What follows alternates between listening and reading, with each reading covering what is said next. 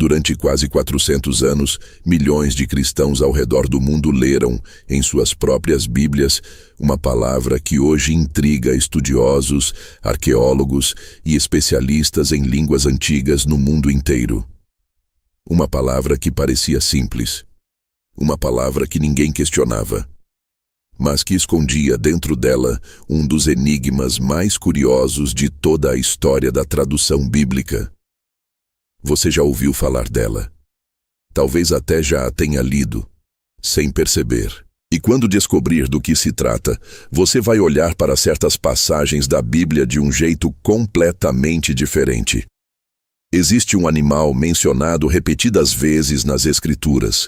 Um animal de força colossal, indomável, selvagem, que nenhum homem conseguia prender, nenhuma corda conseguia segurar, nenhuma cerca conseguia conter. Por séculos, esse animal foi traduzido de uma forma que, hoje sabemos, provavelmente estava errada. E o mais surpreendente, esse pequeno erro atravessou o grego, o latim, o inglês, o português e moldou a imaginação de gerações inteiras. Neste vídeo, você vai descobrir qual era essa palavra, por que ela foi traduzida daquele jeito, quais criaturas reais os estudiosos apontam como as verdadeiras donas desse nome, e por que uma delas, em especial, muda completamente a forma como enxergamos certas passagens do livro de Jó e do livro de Números. Fique até o final, porque a resposta é mais surpreendente do que parece. Vamos começar pelo início desse mistério. Abra qualquer edição antiga da Bíblia em inglês, a famosa versão King James, publicada em 1611, e você vai encontrar, em pelo menos 9 versículos diferentes, espalhados entre os livros de Números, Jó, Salmos e Isaías, uma palavra muito específica: unicórnio. Em português, certas edições antigas da Almeida do século XIX trazem exatamente a mesma ideia em alguns desses trechos. Pare e pense por um instante. Gerações inteiras de leitores, em diferentes línguas, liam sobre esse animal e o imaginavam exatamente como aparece nos contos de fadas. Um cavalo branco, esguio, gracioso, com um único chifre espiralado na testa. Pregadores usavam essa imagem em sermões. Artistas pintavam esse animal em manuscritos iluminados, cercado de luz, quase angelical. Mas havia um detalhe que praticamente ninguém, durante séculos, parou para questionar. Será que era essa a imagem que os autores originais da Bíblia, escrevendo em hebraico há milhares de anos, realmente tinham em mente? A resposta é definitivamente não. E é aqui que a investigação começa a ficar interessante, porque havia algo escondido dentro dessa tradução, algo que só viria à tona muitos séculos depois, com o avanço da arqueologia e dos estudos linguísticos. Para entender o que realmente aconteceu, precisamos voltar no tempo até o hebraico original. A palavra usada nos textos antigos é re'em. Ela aparece 9 vezes no Antigo Testamento, sempre descrevendo um animal de força extraordinária, indomável, selvagem, praticamente impossível de ser domesticado ou colocado para trabalhar numa lavoura. Mas aqui está o detalhe que quase ninguém percebe. Por volta do 3º século antes de Cristo, estudiosos judeus começaram a traduzir o Antigo Testamento hebraico para o grego. O resultado ficou conhecido como Septuaginta. E foi aí que o problema começou. Esses tradutores se depararam com uma palavra que já não era mais usada no cotidiano. O re'em, aparentemente, era um animal que já estava desaparecendo, ou que já não existia mais na região onde eles viviam. Havia se tornado para aquela geração apenas uma lembrança distante, mencionada nos textos sagrados, mas ausente da paisagem ao redor. E aqui surge a pergunta que vai guiar todo o restante desta investigação. O que um tradutor faz quando encontra uma palavra que ele mesmo não sabe mais o que significa? Sem saber exatamente a que criatura aquela palavra se referia, E sem querer deixar um vazio no texto sagrado, eles optaram por traduzi-la como monóqueros. Em grego, isso significa literalmente um chifre. Foi uma tentativa honesta de preservar o sentido de força e singularidade do animal, mesmo sem saber precisamente de qual criatura se tratava. Mas essa decisão, tomada há mais de 2000 anos, teria consequências que ninguém naquela época poderia imaginar. Séculos depois, São Jerônimo traduziu essa mesma tradição para o latim, criando a Vulgata, uma das versões mais influentes de toda a história do cristianismo. Ele manteve a ideia, usou a palavra unicornes.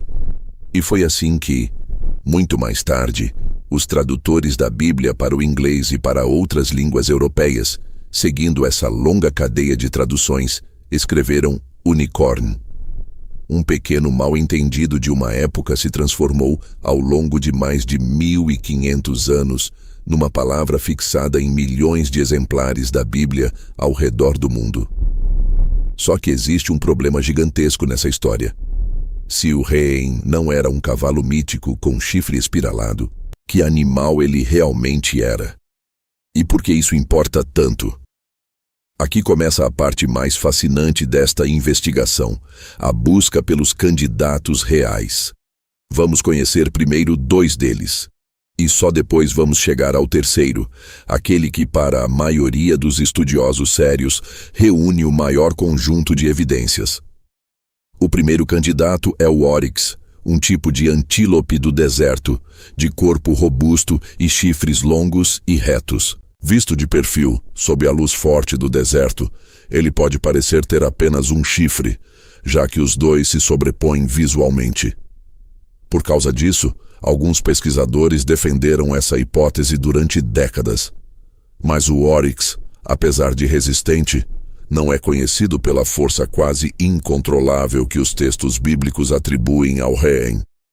Ele é ágil, resistente ao calor extremo, mas dificilmente seria descrito como uma besta capaz de esmagar tudo em seu caminho. Por isso, esse candidato perde força rapidamente diante da evidência textual. O segundo candidato é bem mais intrigante, o elasmotério.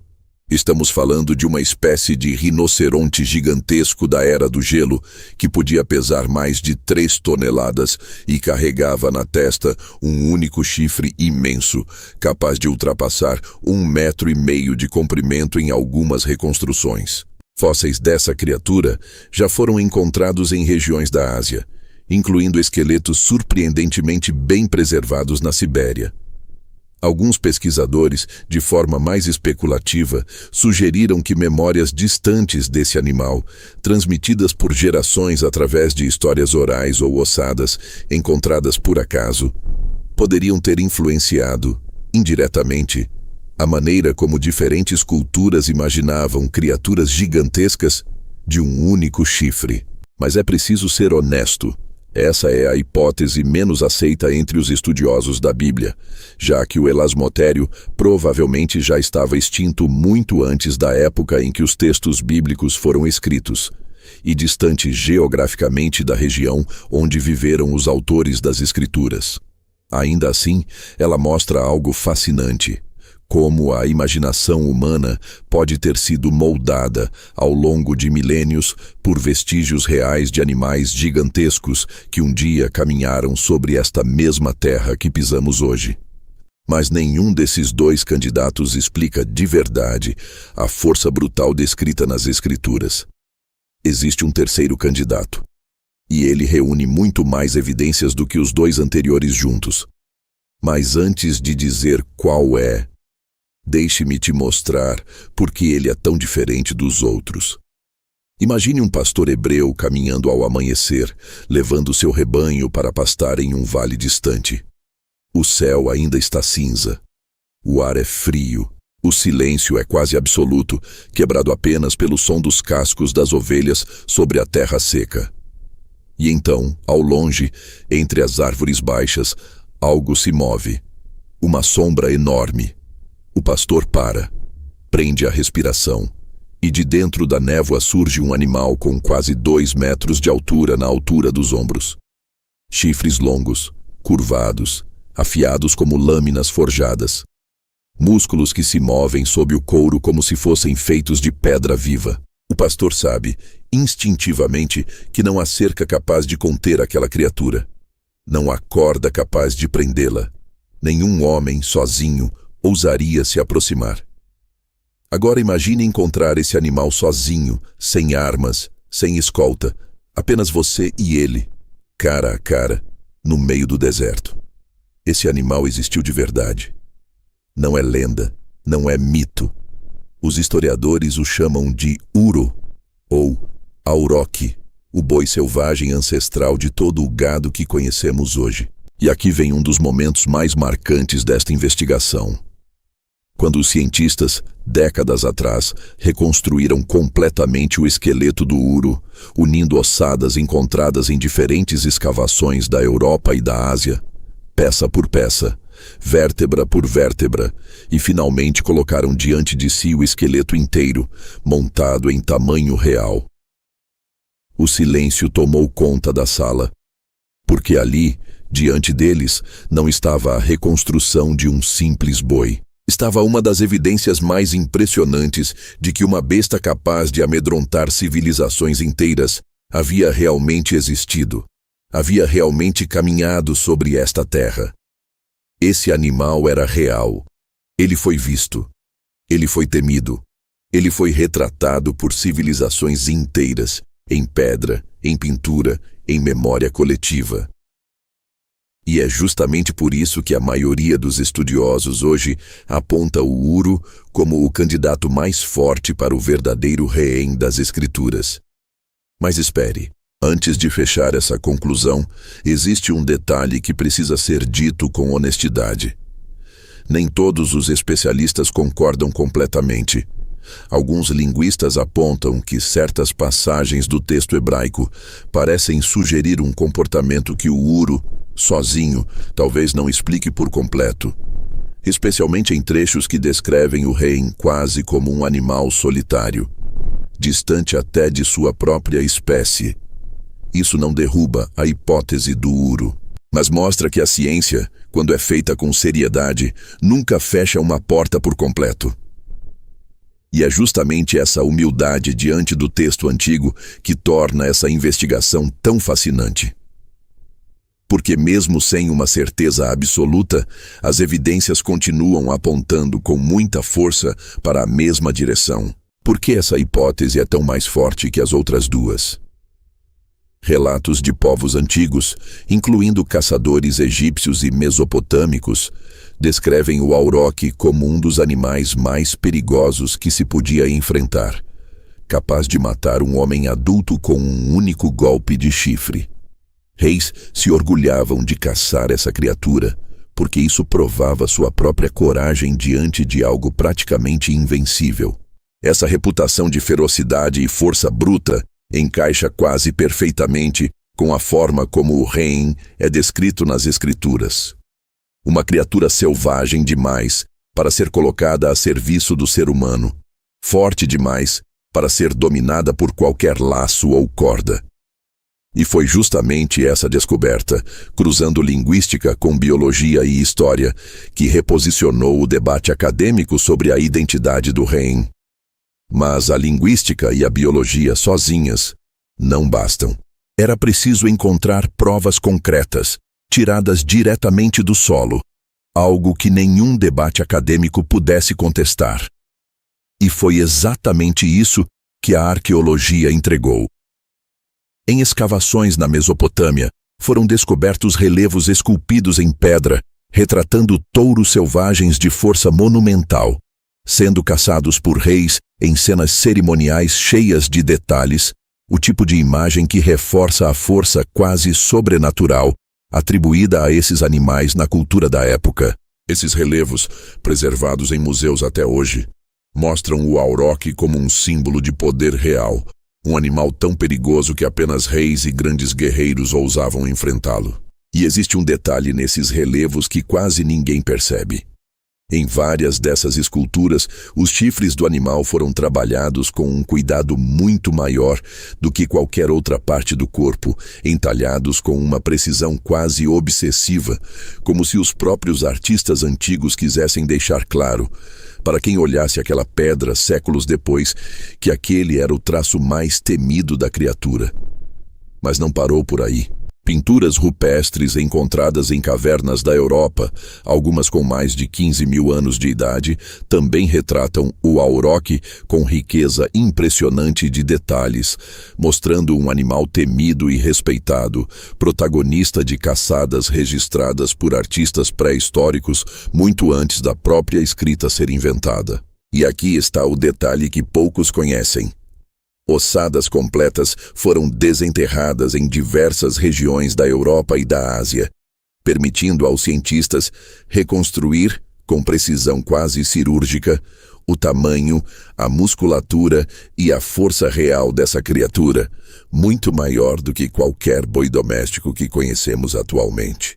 Foi justamente essa combinação entre estudo linguístico cuidadoso e evidência arqueológica concreta que mudou completamente a maneira como muitos estudiosos passaram a interpretar o Reim, deixando cada vez mais distante a imagem fantasiosa do cavalo com chifre espiralado e cada vez mais próxima a imagem de uma besta selvagem, poderosa, perigosa e absolutamente real. Isso nos leva a uma pergunta importante, talvez a mais reveladora de toda essa investigação. Por que, então, as Bíblias modernas removeram a palavra unicórnio? Ao longo dos séculos 19 e 20, especialistas em hebraico bíblico se aprofundaram no significado original das palavras do Antigo Testamento, comparando o uso do termo reem com registros assírios e babilônicos que mencionavam animais muito parecidos, usando termos semelhantes para descrever bois selvagens de força extraordinária. Esses documentos, descobertos apenas nos últimos 200 anos, em escavações de templos e palácios antigos, permitiram aos estudiosos comparar o hebraico com outras línguas semíticas da mesma região e da mesma época, criando um quadro muito mais preciso do que aquela palavra realmente significava. Foi um trabalho lento, feito ao longo de gerações de pesquisadores, cada um contribuindo com uma pequena peça do quebra-cabeça. Ficou cada vez mais evidente que a tradução grega, feita séculos antes, sem acesso a esse tipo de comparação, havia cometido um equívoco honesto ao tentar traduzir uma criatura que os próprios tradutores já não conheciam bem em seu próprio tempo. A partir dessas descobertas, versões modernas da Bíblia, como a Nova Versão Internacional e a Almeida Revista e Atualizada, optaram por traduzir reem como boi selvagem, evitando repetir o erro histórico do unicórnio. E aqui vai um detalhe curioso que poucas pessoas conhecem. Quando essa mudança começou a aparecer nas primeiras traduções revisadas, no início do século XX, ela gerou resistência entre alguns leitores mais tradicionais, que já haviam crescido ouvindo sermões inteiros construídos em cima da palavra unicórnio e viam a mudança quase como uma perda poética do texto. Mas essa mudança representa muito mais do que uma correção de palavra. Ela representa décadas de pesquisa cuidadosa, tentando nos aproximar cada vez mais do que os autores originais realmente quiseram dizer, quando escolheram justamente essa criatura para transmitir uma mensagem que atravessaria milênios. E chegamos finalmente à pergunta que talvez seja a mais importante de todo este vídeo. Porque descobrir qual animal era o reem, por mais fascinante que seja, ainda não explica a pergunta que realmente importa. Por que Deus escolheria justamente esse animal, o reem, para aparecer em passagens tão significativas das Escrituras? Por que não um leão, símbolo tão comum de realeza e coragem? Por que não um elefante, conhecido por sua força e seu tamanho descomunal? Porque justamente essa criatura selvagem quase esquecida, que a humanidade levaria séculos para sequer conseguir identificar corretamente. No livro de Números, O Re'em é usado como símbolo do poder que Deus concede ao seu povo, comparando a força de uma nação abençoada à força bruta e inegável desse animal selvagem. No livro de Jó, um dos textos mais antigos e mais poéticos de toda a Bíblia, Deus questiona diretamente o ser humano.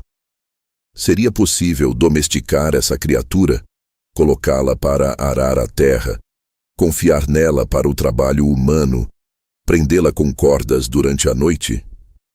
A resposta implícita é não, porque esse animal representa algo selvagem demais, forte demais, livre demais, para ser controlado pelo homem, por mais poderoso que esse homem se considere.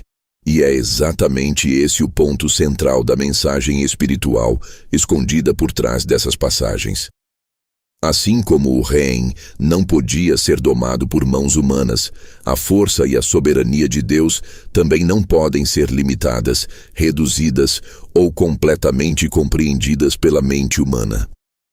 O animal selvagem se torna um espelho da própria grandeza divina, algo que podemos admirar, respeitar e até temer, mas jamais aprisionar dentro dos nossos próprios conceitos e limitações. Então, a Bíblia realmente fala de unicórnios, depende da tradução. A palavra aparece em versões antigas, como resultado de um erro honesto que atravessou o grego, o latim, o inglês e o português ao longo de mais de 1500 anos. Mas hoje, sabemos que ela traduzia o misterioso Re'em, e que a hipótese mais forte entre os estudiosos, sustentada por linguística, arqueologia e história, aponta para um animal real, gigantesco e absolutamente indomável, o Uru. Não um cavalo mágico de contos de fadas, mas uma besta que realmente caminhou sobre esta terra, que realmente inspirou medo e respeito, e que os autores das Escrituras escolheram entre todos os animais possíveis para descrever algo que nenhuma palavra humana conseguiria conter por completo. Se este vídeo abriu sua mente para uma nova forma de olhar as Escrituras, deixe seu like, escreva nos comentários qual candidato você acha mais provável para o verdadeiro Re'em e inscreva-se no canal para a próxima investigação bíblica, porque talvez o maior mistério da Bíblia nunca tenha sido a existência de um unicórnio. Mas quantas outras verdades ainda permanecem escondidas dentro de uma única palavra?